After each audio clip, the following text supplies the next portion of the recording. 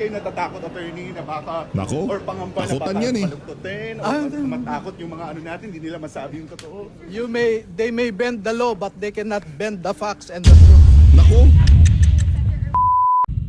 Sa pagpapatuloy ho ng hearing sa Senado, nagkagulatan na naman. Bigla hong dumating ang 18 Marine kasi sa anunsyo ho nila noong una, hindi daw ho sila dadalo dito sa pagdinig na gagawin nitong si Senator Erwin Tulfo. Pero bago ho yan, isang like at isang subscribe. Masaya na ho tayo dyan sa mga gusto sumali sa ating community. Yung join button nandyan lang ho sa baba. Ito, panoorin ho natin to.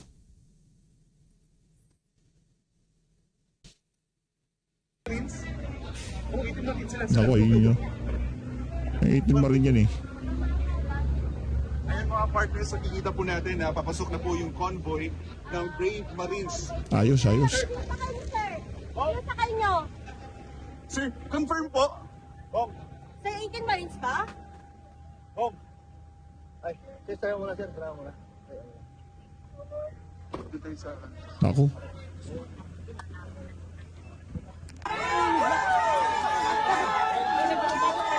Go ahead na sir. Ano na naman ho ito? Gulatan na naman to, gulatan. Naku po. Ang tanong ho, papapasukin ho kaya sila? Ayun ho.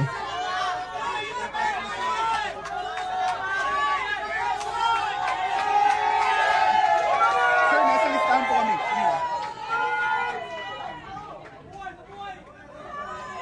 Send a video. Ang dami yung nag-celebrate nung mga nakapasok. Matapos naman po 18 Marine. po ang Eto, Luzon na Secretary ng official na invitation. Ipinost ko sa website. Itong ating consultative event, consultative meeting today ay ini-stream din po sa website. At makikita po natin na full complement po ang nandito po sa consultative meeting. At nakakadispaya po dahil kung alam ng mga invited guests, particularly po yung 18 bodyguards, nasa loob ng kanilang puso ay alam nila ang katotohanan, dapat pumunta po sila dito para ipamahagi at i-share sa ating lahat ang katotohanan. pamahagi na i-share pa. Iba ho talaga tong si Sherwin. Palakpakan natin. Matindi si Sherwin. Hindi po pwedeng pumili kung saan sila pupunta. Ito ho. matapos naman po ang Tuloy natin. Ayun o. Yung fire team ha, Attorney, dito pa hindi po kayo dadalo. Ano po yung nag-ano sa atin ngayon? Ano po yung nag-udyok sa atin na bakit tayo dadalo? hindi, pupunta talaga kami sa Senado kasi marami kaming bagay na kailangang maklaro. Kasi mamaya, pupunta muna ako kay Senator kung sino dyan, Opo. then sumama na lang kayo. No. Pero hindi Yun, tuloy ho natin. naman kayo natatakot, attorney, na baka Nako, or pangamba na takutan baka yan eh. palugtutin o matakot yung mga ano natin, hindi nila masabi yung totoo. They may bend the law, but they cannot bend the facts and the truth. Nako. Matindi ho yung patama na yun nitong si Atty. Baligod.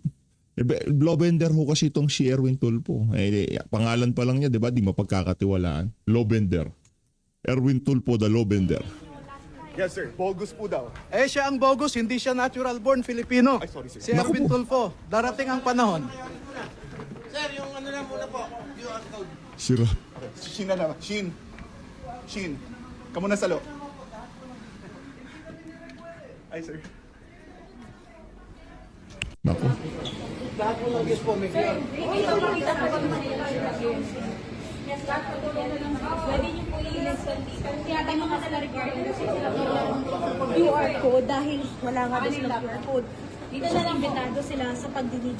Ito, ang invitasyon nila, hindi naman nila sinabing mag-QR code kami. Tingnan nyo. Sir, akala ng mga senador hindi kayo pupunta kasi nagsisimula na nga yung Blue Ribbon hearing ni Senator. Alam mo, yung invitasyon kasi na pinadala sa amin, natanggap ko lang nung June 4, alas 8 na ng gabi. Nakauwi na sa mga probinsya yung ibang mga 18 soldiers. No? So kinausap ko pa sila na kung maaari bumalik sila. Ang huling dumating na hinintay namin yung namatayan sa Pampanga, si Walter Manalansan. Iniwan niya yung wake ng kanyang kapatid para lang makarating at makapunta kami rito. Hinintay namin siya. Sir, gaano kayo kahanda? Especially worst case scenario, baka posibleng magkaroon ng site in contempt. Hindi natin alam sa ongoing na pagdinig po. Hindi, ayoko mag-speculate sa mga mangyayari, no? Hintayin natin. Ano, okay na po ba? Makakapasok naman po, kailangan lang po talagang mag-cure. Kung sinabi nyo sana kaagad sa invitasyon, hindi kami madedelay. Na-traffic na nga kami sa EDSA eh. Mabilis lang naman po, sir, i-approve naman natin. O pwede ba Oh, ayun ho mga kababayan, no? Rekta ho niyan tayo doon sa nangyayaring hearing diyan sa Senado. Umaga po sa ating lahat. Ako si Erich ho. Today, we gather for a consultative meeting in our organizational briefing to organize the Blue Ribbon Committee under the present majority bloc headed by Consultative Senate Pro Tempore and hearing, Acting Senate meeting. President Sherwin Gatchalian. To be clear, we will be asking for updates from the executive agencies. As we proceed, this committee must likewise address the circumstances surrounding the June 4 press conference held in the session hall. That press conference was presented to the public as a Blue Ribbon Committee proceeding despite having no authorization from the duly recognized chairman of the committee or Hindi nga kayo duli. Walang quorum. Problemado yung ginawa nyo. Kaya nga hindi... pinagpipilitan nyo na Julie kasi nandiyan pa rin itong si SP Cayetano. Hindi kayo Julie. At alam nyo, problemado yung ginawa nyo na yon, maging yung mga abogado nyo. Medyo merong conflict ba sa saligang batas, yung mga kabalbalan na yun. Kaya mo pa hanggang sa ngayong mga panahon na to, yung confidence level nyo, hindi ganun kataas. or from the office of the acting Senate President. It was conducted outside established Senate rules and institutional processes. Simply put, it was not a legitimate blue ribbon committee hearing. It was irregular, a house show, which you may want to call it, a make-believe investigation masquerading as an official Senate proceeding. House. Hindi na naman. Kung yung pangkukwelyo at pagbitbit palabas ng Senado, hindi gawain senador. Diyan naman sa, hindi kasi, ganito ho kasi yan. Kung kayo ay nasa television, halimbawa dito sa PH Update, kung ano-ano mga salita yung mga ginagamit natin, balagbag, o mga sintu-sintu. Diba, yung mga ganong klaseng salita, okay lang yun. Kasi informal yung setup natin. Tama, mali. Pero kung kayo ay nasa Senado at gagamit kayo ng mga ganyang klaseng salita, hindi naman ho ata katanggap-tanggap bilang isa senador na gumamit kayo ng mga ganyang klaseng salita. Diba? Oh. Sa sinagawang ilihitimong pagdinig, muling naungkat ang mga testimonya ng 18 Maleta Boys. Maleta Boys. Kaugnay sa di umanay milyon-milyong kickback mula sa flood control projects na dineliver daw nila sa ilang mga opisyal, kabilang na po sa inyong lingkod at maging sa isang pari. Ito po ay walang basihan, walang katotohanan, ni walang naipresentan dokumento, resibo, o anumang konkretong patunay, kundi puro salita lamang. Madali pong magturo, madaling gumawa ng kwento at napakadaling manira na reputasyon. Kaya tungkulin po ng Blue Ribbon Committee na tiyakin ang bawat alegasyon ay nakabatay sa matibay na ebidensya at mapagkatiwalaang testimonya. Hindi po tayo papayag na basta na lamang may darating po dito sa komite na ito para maglahad na kung ano-ano na wala naman po mga ebidensya o mga testigo na bigla na lamang pong susulpot kinabukasan na hindi na po mahagilap. Hindi tayo narito upang magbigay ng hatol batay lamang po sa mga haka-haka. Narito tayo upang alamin ang katotohanan. At this juncture, please allow me to acknowledge the presence of my esteemed colleagues, Senators Kiko Pangilinan, our Vice Chairperson, our Acting Senate President, Senate Pro Tempore Win Gatchalian, and my colleague, Senator Rafi Tulfo. Thank you for coming today. Before we proceed, let us pause for a minute of silent prayer for our kababayan in Mindanao. Mananalangin pa siya, no? Mananalangin. Oh, maganda yan. The best yan. Perfect. Tuloy ho tayo. Attorney Cheloy Velicaria Garafil said that the House of They sent a letter respectfully declining the invitation on the grounds of parliamentary courtesy. Okay, what about the 18 bodyguards, COMSEC? We Did have we not invite them? We have not yes, we invited them, but we have not received any reply. What about Attorney Baligod? Did we invite them? Did we Yes, invite Your him? Honor, we invited, but we have not received Yes, Your Honor. Yes, Your Honor. any reply. Amira, What about former Congressman Mike Defensor? Did we invite him? We did not invite former Congressman Mike oh, bakit Defensor. hindi inimbitahan? Si... Okay, COMSEC. So, with that, we now allow our fellow senators to deliver their opening statements, if they have any. Go ahead. Thank you, Chairperson Senator Erwin. Yung mga never again, never again. Yan o, mga never again yun eh. Kaya tayo ngayon sobrang bumibilib ngayon dito sa mga individual na to.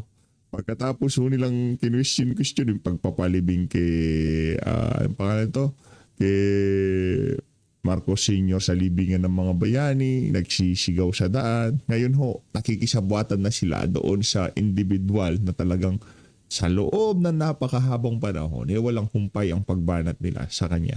Magandang umaga sa ating lahat. As earlier noted, for the record, today's proceedings are being conducted as a consultation and organizational meeting rather than a hearing of the committee. The purpose is to facilitate the orderly transition and continuity of the committee's work pending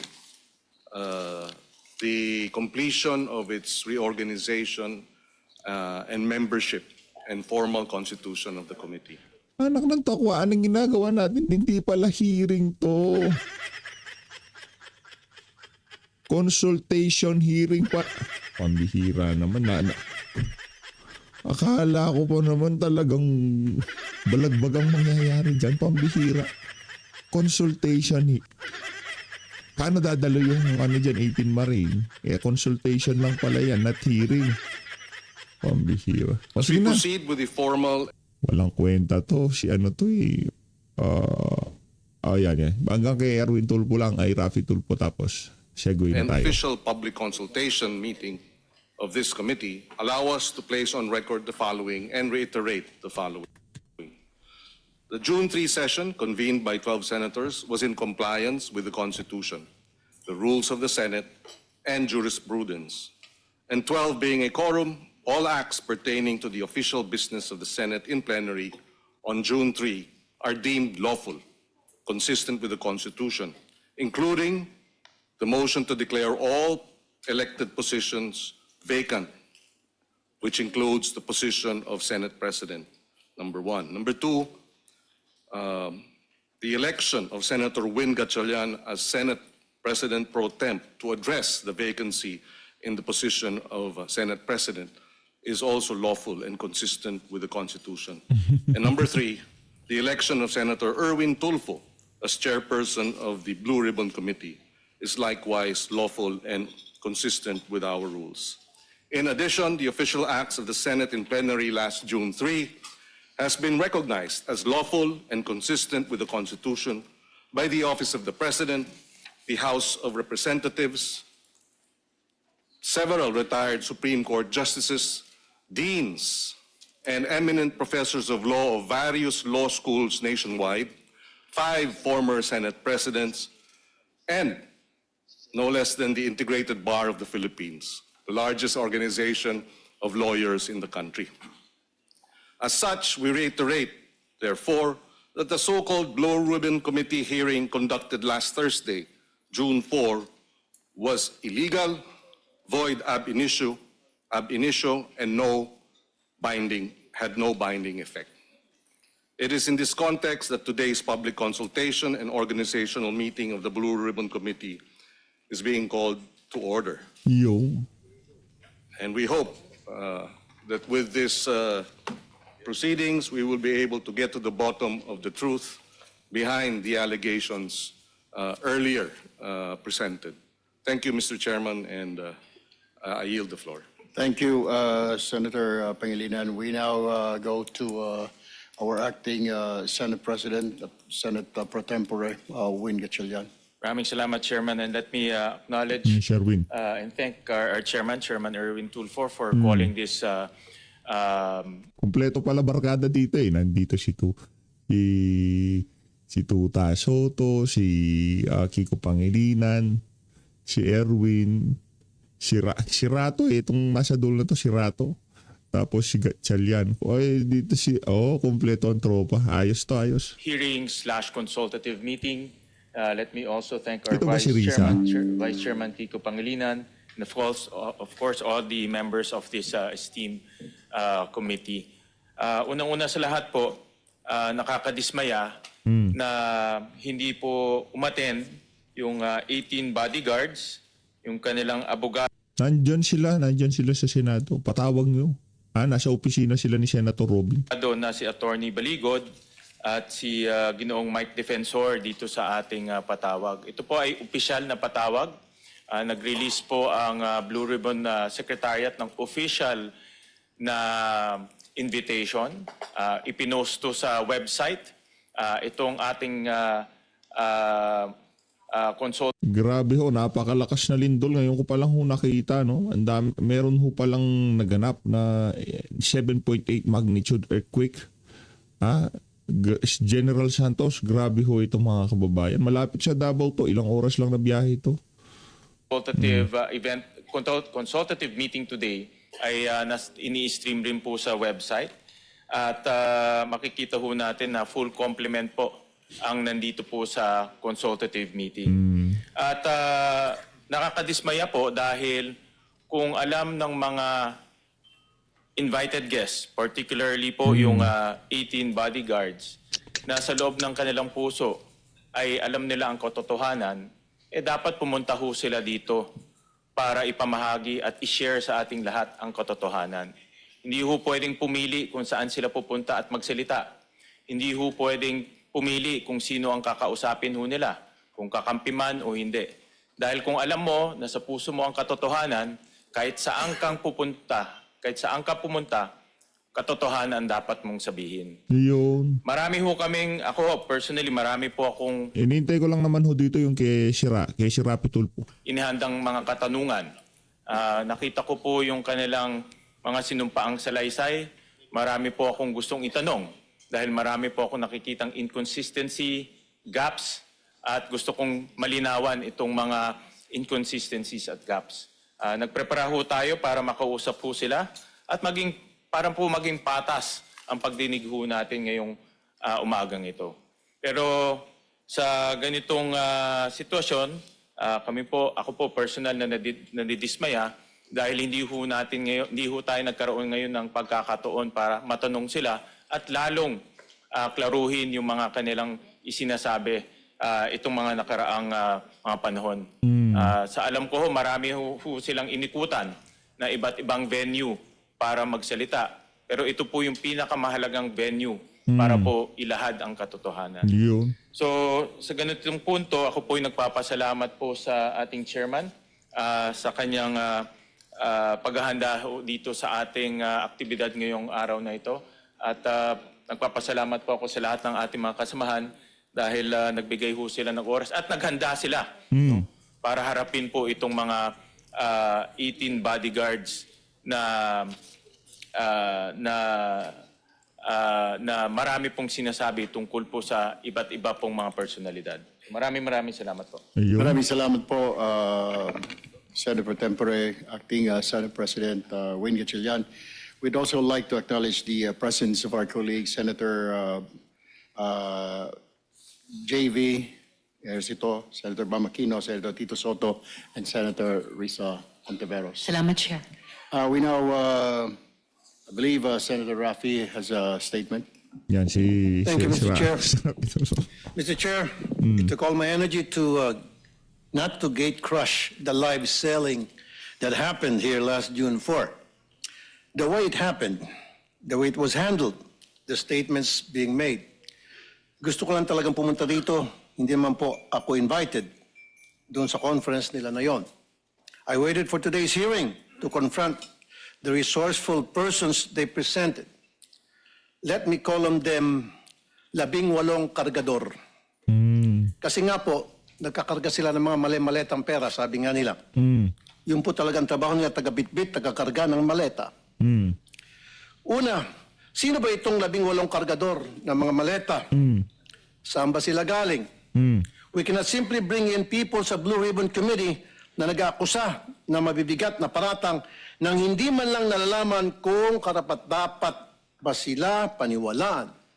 Kasi simula pa lamang po na tinawag silang 18 Marines, may paglilinlang na agad. Yung bansag na 18 Marines sa isang paraan upang pabanguhin sila sa publiko. Matik po kasi yan. Pag sinabing Marines, iba po ang respeto ng mga tao. Pero hindi naman po silang lahat ay dating Marines. At mahigit kalahati sa kanila ay discharged without honors or dishonorably discharged from service for various offenses. Ibig sabihin, palpak sila. Tulad ng pagiging AWOL. Pero yung pagiging palpak nila o pagiging ahul nila, dishonorably discharged sila, hindi yun sa tingin natin makakaapekto kung yung mga dahilan ng pagiging palpak nila, hindi sila pumasok dahil namatayan, nagkasakit ang asawa, di ba? Yung pag-graduate nila sa pagiging Marines at ika nga pagsiservisyo sa bayan at kinuha sila ni Zaldico para mag-deliver ng pera, ano na ho yan, ika nga kumbaga mapapatanong ka na. Diba sa dami naman ng pwedeng kunin, bakit itong kinuha ni Saldi? Ngayon, kung kukwestiyonin natin sila dahil doon sa pagde-deliver nila ng pera, yun ang trabaho nila kay Saldi at hindi naman sinasabi ng kanilang amo na sinungaling sila, hindi totoo yung sinabi nila. Meron tayong problema kung kukwestiyonin natin ang kredibilidad nila. Ang pinakauna dapat kukwestiyon sa kredibilidad nila o magsasabi na mayroong problema yung mga testimonya nila, ang katangi-tanging tao na pwede magsabi niyan, walang iba kung hindi si Zaldico. Pero kung ang kukwestiyon yung mga malilibog na senador, may problema tayo dyan. Wala akong pinapangalanan, ha? Walang masasaktan. Lahat naman tayo, tao tayo. Pero dapat ilinalagay sa lugar ng kalimutan. Mambira kayo. Langya kayo. Sige. Yung mga ganong salita, okay lang na gamitin natin dito sa PH Update. Diba? Ano naman meron tayong mga kalokohan. At karamihan dyan hindi tayo proud. Lahat tayo. Pero para ika nga 10 ang anak mo sa 4 na magkakaibang babae, may problema tayo dyan. Tapos ito pang si Rapi, yung dati niyang asawa na lumalabas na naman yung mga video. Gusto panoorin natin sa susunod na video. Hayaan natin si Zaldico na pasinungalingan niya yung testimonya nung kanyang mga dating julalay. Wala ka sa karapatan. Walang karapatan. Kausapin mo yung mga ex mo. Yun ang gawin. O absent without leave. Why is this information very important? Yan. Because for people to believe their allegations, it must come from a credible and reliable source. Grabe, lakas ng lindol. And so, the people using them portray them as heroes. God damn. Sabi nga ng Huwag kang magmura. Wala ka sa Rapi Tulfo in action. Hindi security guard yan, minumura mo na yan. isa sa mga senador na dumalo nung araw na yon, bayani daw po sila. Bayani Pero sila. kaya naman po sila sa iba nating mga bayani. Bayani sila in a sense. Sa tindi ng issue na to, walang gustong kumanta, walang gustong tumayo para sa sambayan ng Pilipino. Nandyan yung 18 Marine. Sila yung bayani dito sa usapin na to. Pero hindi literal. Hindi pong ilalagay sa libro kayo kasi liniliteral nyo lahat eh. Pati yung pang-chichik. Joke lang. Pambira. na itong oh. 18 Kaya ito hinihintay ko talaga magsalita siya. Totoo lang. Sa lahat na isiba. Lahat na nandyan. Siya lang hinihintay ko. kargador na ilang taon nagtrabaho kay Saldico, may 7 years at 9 years, at nagbitbit daw, sabi nila, ng sangkatutak ng maleta ng pera. At bigla na lang tinubuan ng konsensya at ngayon ay naninira ng buhay ng mga inosenteng tao. Teka, kailanman ang mga politiko hindi naging inosente. Ikaw naman si Rat. Kaya ka tinatawag na si Ray. Kailanman ang isang mga politiko hindi magiging inosente. Bihira ka naman. Ay tatawagin nating bayani. Pasensya na. Hindi ako papayag na matabi ang mga sinungaling nito kila Jose Rizal, Andres Bonifacio at mga dakila nating OFW. Hindi naman ikaw magdidesisyon taong bayan. Kung ayaw mo, opinion mo yan. Diba? Okay lang yan. Itago mo yung At dito papasok ang Pangulo kong punto. Oh, Hindi lang po ang kredibilidad ng 18 kargador ang kaduda-duda. Ang mismong testimonya nila ay nakakapagtaka. Lumabas na po ang ilan sa mga ito sa balita. Pasadaan lang po natin. Let me show some video clips of the hearing. Video 1. Si Father Flavi ay hinatiran ko ng pera doon sa Mindanao Ab. Isang sobre yun, sir. Anong lugar po yon? Sa Mindanao Ab, sa mismong simbahan niya, sir. Sa may gilid ng kalsada. Bakit po kayo nagdala ng pera doon sa pare? Kasi, sir, hindi ko ano, sir, kung pang ano nila yun, sir, eh. Basta nagdala na kami ng pera, sir. Tapos doon sa 33... Maleta din ba dinala mo? Isang sobre, sir. Tapos doon, sir, sa 33 Clemente. Baka naman sulat lang pinadala Hindi, sa sir. Pera, sir. Kita ko mismo, sir, eh. Tapos sa 33 Clemente, sir, isang maleta. Kanino? Kay Father Flavi, binuhat ko papunta sa sakyan niya. Tapos yung suot niya, sir, itim na pangpare. Sagot naman ni Diocese of Cubao Bishop Elias Ayuban Jr., there is no church entrusted to the Society of the Divine Word on Mindanao Avenue or anywhere in its vicinity. Naku. Pangalawa, iPhone time travel.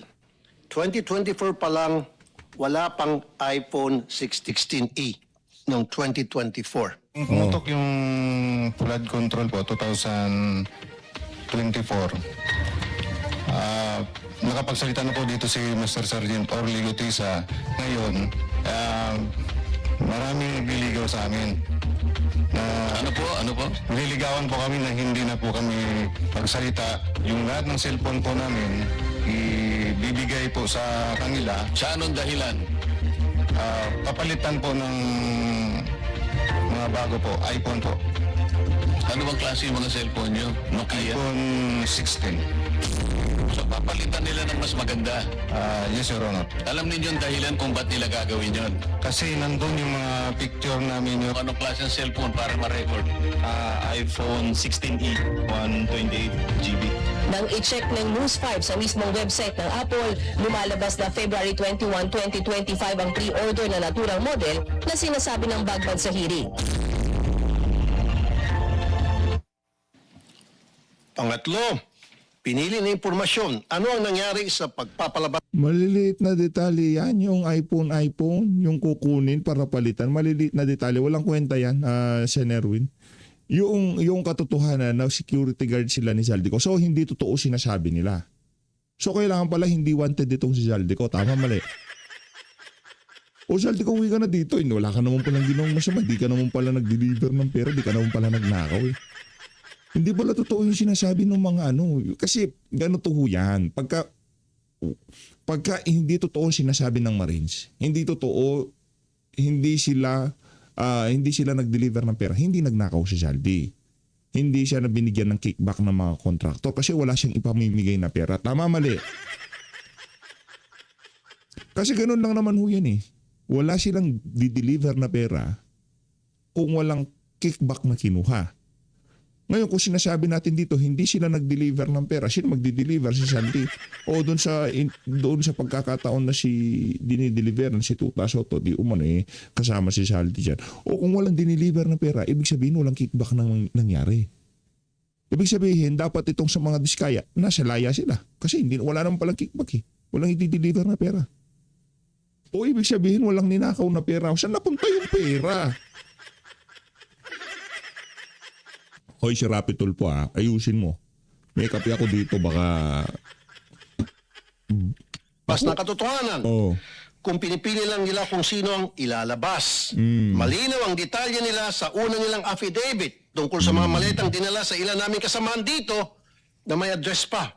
Pero bakit parang mirakulo na naglaw ang naratibo tungkol dito? Sa original affidavit ng mga dating sundalo, nandun din si Senator Loren daw at saka yung magkapatid na Villar. Ngayon ko lang nakita yung affidavit. I have not read, etc.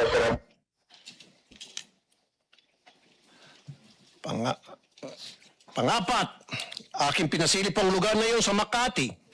Video 4. Money changing. Nag-advise po si boss, magpapalit kami ng piso to dollar na 2 maleta. Doon Kala ko bang consultative hearing yan? Anak ng toka. Kung kini-question nyo yung credibilidad ng mga Marines tapos wala siya dyan, para kayo mga siraulo dyan. Kumprontahin nyo face to face, hindi yung, di ba? sa Makati po. Bibili kayo ng US dollar. Yes, Your Honor. Dinala po namin ito sa Per Bank Makati, Salcedo Bills po. Dalawang malita worth of 50 to 60 M po ang laman. Akin pong pinasilip ang lugar na yun sa Makati at walang record ng money changer sa Per Bank Building. Natural, kung ako yung Fairbank Building, kung meron mang nangyaring illegal dyan, papakita ko na wala. Yung mga maliliit na detalyeng ganyan, ito pinagtatanggol niya na ho dito yung kumbaga ICC na ito, yung nangyaring kidnap kay dating Pangulong Rodrigo Duterte, yung pagpunta ng mga ICC sa Pilipinas para daw mag-imbestiga at yung mga pera na yung ginamit sa kanila. Sir, yung mga ganyang klaseng detalye, hindi man nga siya parang kumbaga yung lugar, siguro nakakaalam lang dyan yung mga bilyonaryo. Yung mga mayayaman lang yung nagpapapalit ng pera dyan.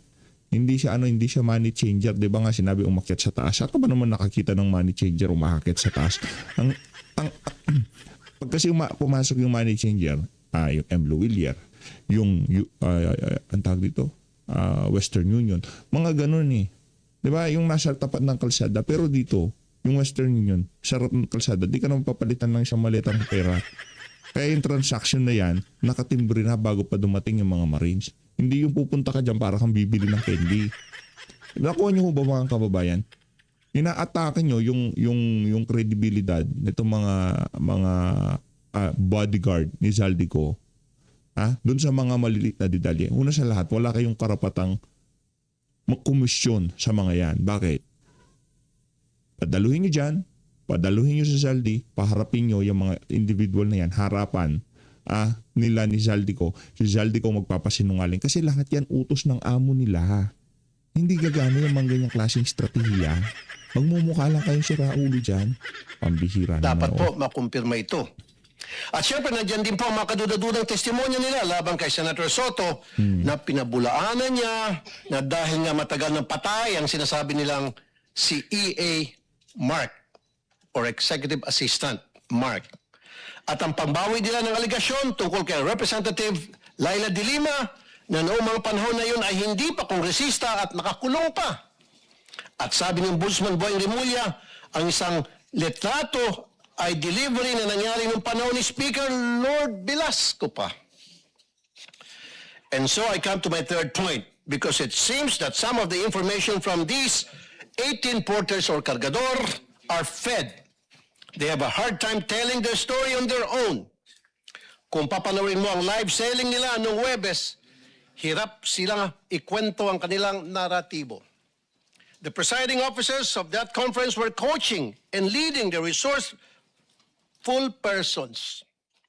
Pag medyo nagkakamali, siyempre, inaayos ng mga presiding officers ang testimonya. Minsan si Attorney Baligod na hindi naman involved sa pagbitbit ng maleta ay siyang tumitestigo tungkol sa nangyari. Wala naman siyang personal knowledge. Ika-4 na punto, nais ko pong humingi ng dispensa sa ating mga Senate media. Bilang broadcaster at kasapi ng media, masakit po tuwing nababansagan ng ilan sa atin na bayaran kasi nasisira po ang propesyon natin. Bayaran naman talaga, karamihan. Kayo ba noong nasa media pa kayo, full-time pa kayo, hindi kayo bayaran? Totoo lang, hindi kayo bayaran. Oh. Pero ito, Hindi kayo bayaran, palakpakan natin sila. pagsisigawan na bayaran ng karamihan sa atin. Dito sa lugar na tinawag nyo ng tahanan at buong puso nyong pinoprotektahan sa pamamagitan ng makatotohanang pagpapahayag ay tatawagin kayong bayaran. Hindi po tama yon. This institution, time and time again, owes you its dignity because you keep the senators on their toes and make sure we stay true to the Filipino people. At kay Senator Cayetano, huwag po tayo masyadong demanding. Ano po? Ito magreklamo na wala ka sa front page. Limited po ang front page space ng mga dyaryo. Kaya pili lang po talaga ang nalalagay dyan. Pero hindi ibig sabihin hindi na sila patas. Dahil kung titingnan mo naman online, all these news outlets reported his statement. It is in their online platform. Kung saan libo-libo ang nagbabasa. The front page is reserved for the biggest and latest news. Yun bang bagong kaganapan? Yung po kasing pagkapit sa kapangyarihan at hindi pagtanggap sa pagkatalo nyo, lumang balita na po. But nevertheless, it was reported upon. I-google nyo po yun. And my 5th point, we have to look into the allegation na nabayaran ng 5 milyon ang 18 kargador. I'm not saying it's true. Iharap po ng NBI itong witness nila na nagsabi noon. Pero ang masasabi ko lang, ginamit lang kayo ng mga malalaking tao para sa mga personal nilang interest sa politika. Kulang yung 5 milyon. Kunwari, inanalayan nila kayo. Pero pagharapin nyo na itong sangkatutak na kaso na isasampa sa inyo, nitong mga siniraan ninyo, tingnan nyo, unti-unti kayong iwan yan. Ngayon pa lang, narinig mo na sila na naghugas kamay sa mga paratang nyo. Dumidistansya sila sa inyo dahan-dahan. Kaya sa ating mga kababayan, mag-ingat po tayo sa paniwalaan or papaniwalaan. Remember, the devil can cite the scripture for his purpose. Naku po. No more, no less. When Jesus went into the wilderness to pray, the devil tried to tempt him 3 times. But as he was failing to tempt Jesus, and as he was getting desperate, what did the devil do? He quoted the scriptures from the book of Psalms. Huwag po tayo magpapadala sa mga mabubulaklak na mga pananalita dahil lang siya ay nagbabasa ng Biblia. Huwag po tayo basta... Okay na sana kaso nanonood 2,000. Yari tayo dyan. Ang problema dito, 2,000 lang ang nanonood, Brad. Paano ba yan?